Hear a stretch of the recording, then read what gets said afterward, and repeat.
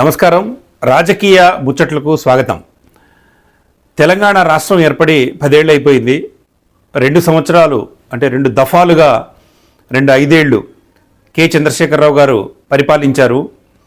ఆ తర్వాత ప్రజా వ్యతిరేకత వెల్లువలో కొట్టుకుపోయి వారి స్థానంలో రేవంత్ రెడ్డి గారు అంటే మాజీ తెలుగుదేశం నాయకుడే ఇక్కడ కాంగ్రెస్లో చేరి ముఖ్యమంత్రి అయ్యారు. ఇదే సమయంలో ఆంధ్రప్రదేశ్లో ఎన్నికలు జరిగి తెలుగుదేశం అధ్యక్షుడిగా ఉన్న చంద్రబాబు నాయుడు గారు ముఖ్యమంత్రి అయ్యారు. దాంతో తను గురువుగా భావించే చంద్రబాబు నాయుడు గారంటే తనకి ఎలాంటి అభిమానం ఉందో తెలంగాణ ముఖ్యమంత్రి గారు చెబుతూ ఉన్నారు.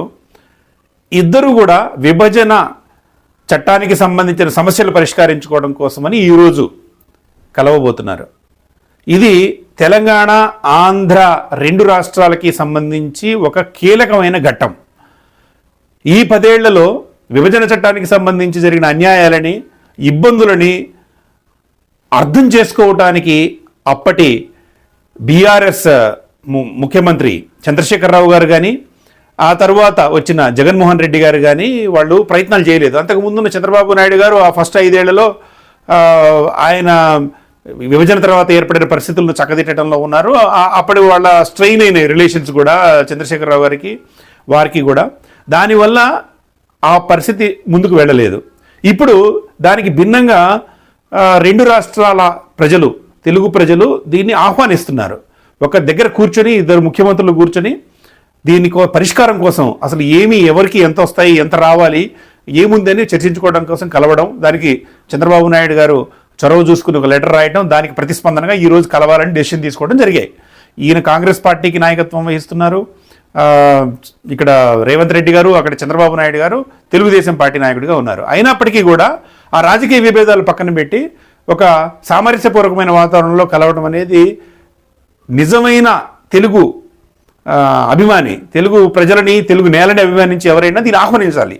కానీ దానికి భిన్నంగా కొన్ని మీడియా సంస్థల్లో వస్తున్న వార్తలు చూస్తే చాలా బాధ కలుగుతుంది. ఏంటంటే ఇది చంద్రబాబు నాయుడు గారు వచ్చాడంటే ఆంధ్ర పెత్తనం వచ్చేసినట్టు, ఇది ఆంధ్రులకి అసలు మన తెలంగాణ ఎటుపోయింది, ఆయనకి ఏంటి స్వాగతం. నిన్న ఢిల్లీ నుంచి వచ్చిన చంద్రబాబు నాయుడు గారికి ఘన స్వాగతం లభించడం కూడా కొద్దిగా ఇబ్బంది కలిగించినట్టుంది.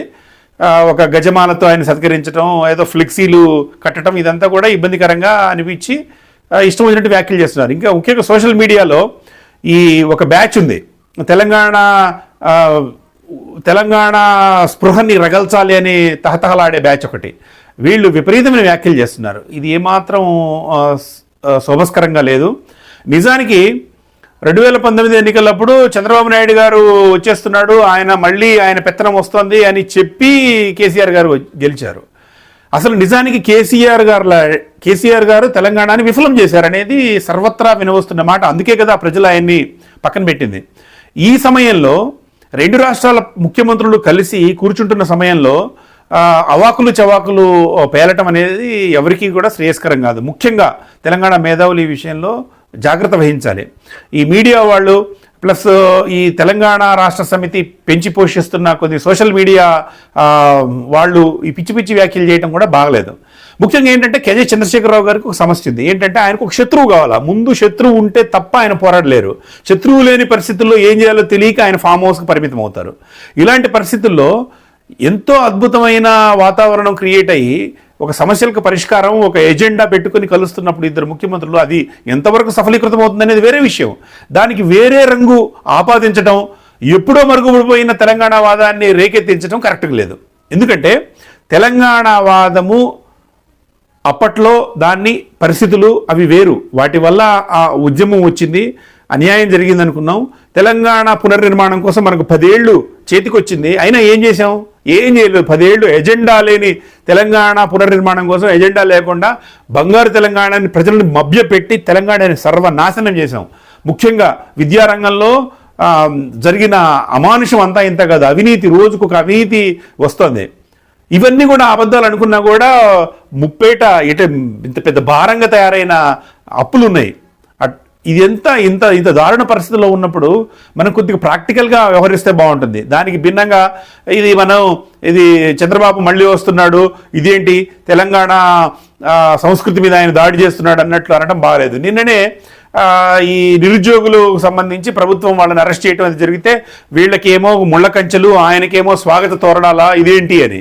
ఏంటి ఇది పిచ్చి ఆలోచనలు, పిచ్చి వ్యవహారాలు. అయ్యా, తెలంగాణ స్ఫూర్తిని సర్వనాశనం చేసిన ఘనత మన పాలకులకు దక్కుతుంది. అదంతా పోయింది. ఇప్పుడు ఎవరికి తెలంగాణ స్పృహ అనేది లేదు. తెలంగాణ స్పృహని సమాధి చేయటంలో మన నాయకులు, మన జాతిపితలు మనకి దిగ్విజయం అయ్యారు. ఇప్పుడు కావాల్సింది సుహృద్భావం. రాజకీయాలు ఆపి ప్రజాసేవ వైపు దృష్టి మళ్లించాల్సిన సమయం. ప్రతి విద్యావంతుడు, తెలంగాణలో విద్యావంతుడు తెలంగాణ పునర్నిర్మాణం కోసం నిజంగా కృషి చేయాలా. బంగారు తెలంగాణ, బంగారు తెలంగాణ అని అంటే మనం అది నిజమని నమ్మి మోసపోయాం. ఇప్పటికైనా ఇది ఆపాలా. పిచ్చి రాతలు, పిచ్చి కూతలు ఆపేయాలి. ఎందుకంటే ప్రభుత్వం ఓడిపోయిన నిస్పృహలో ఉన్న ప్రభుత్వం, ఈ బీఆర్ఎస్ వాళ్ళు రెచ్చిపోయి మాట్లాడుతున్నారు, రెచ్చిపోయి చేస్తున్నారు. ఇది పద్ధతి కాదు.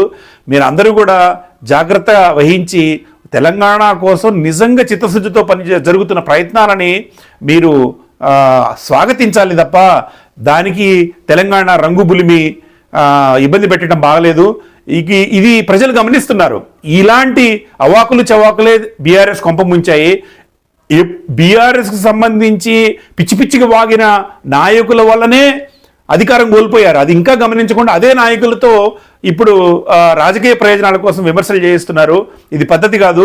ఇది బీఆర్ఎస్కే చేటు తెస్తుంది. ఇంకొకటి, కేసీఆర్ గారు, కేటీఆర్ గారు గమనించారో లేదో, ఇంకా నయం. ఇప్పుడు కేటీఆర్ గారును హరీష్ రావు గారు కేసీఆర్ గారి నుంచి పెద్ద స్టేట్మెంట్లు రాలా, అవి తర్వాత వస్తాయి అనుకుంటా. ఇంకొక సమస్య ఉంది.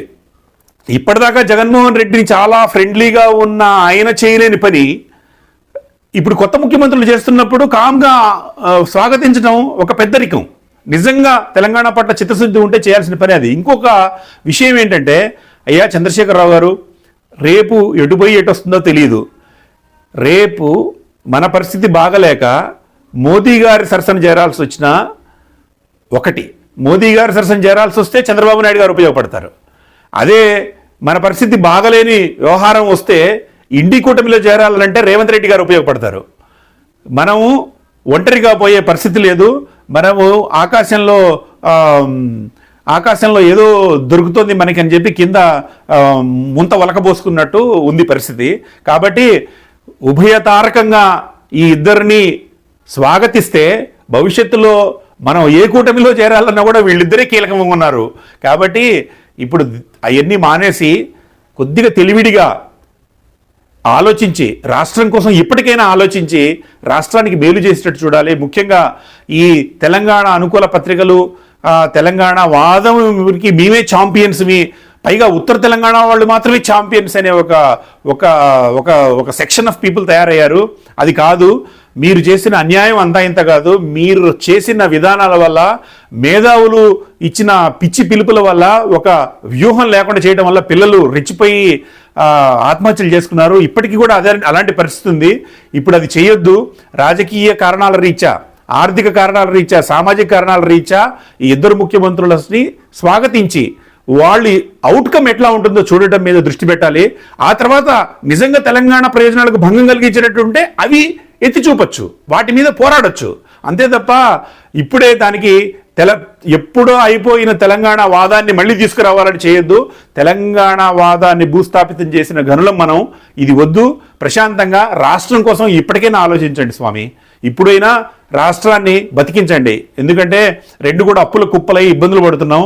ఇప్పుడు యునైటెడ్గా మనం పోరాడితే ఏమన్నా అవుతుందేమో ఆలోచించాల్సిన సమయం ఇది. ఈ అవకాశాన్ని మాత్రం బీఆర్ఎస్ ముఖ్యంగా దీన్ని వదులుకోకూడదు. అంతేకాదు తెలంగాణ మేధావులు, విద్యావంతులు కూడా ఇలాంటి పిచ్చిపోకడలని, దుష్ట సంప్రదాయాలని, పిచ్చి కుతర్కాలని, అలాంటి వాదాలని ఇప్పటికైనా ఆపాల్సిన అవసరం ఎంతైనా ఉంది. ఒక్కసారి నిజమైన తెలంగాణ వాదులు ఒక్కసారి ఆలోచించాలని మనం కోరుకోవాలి.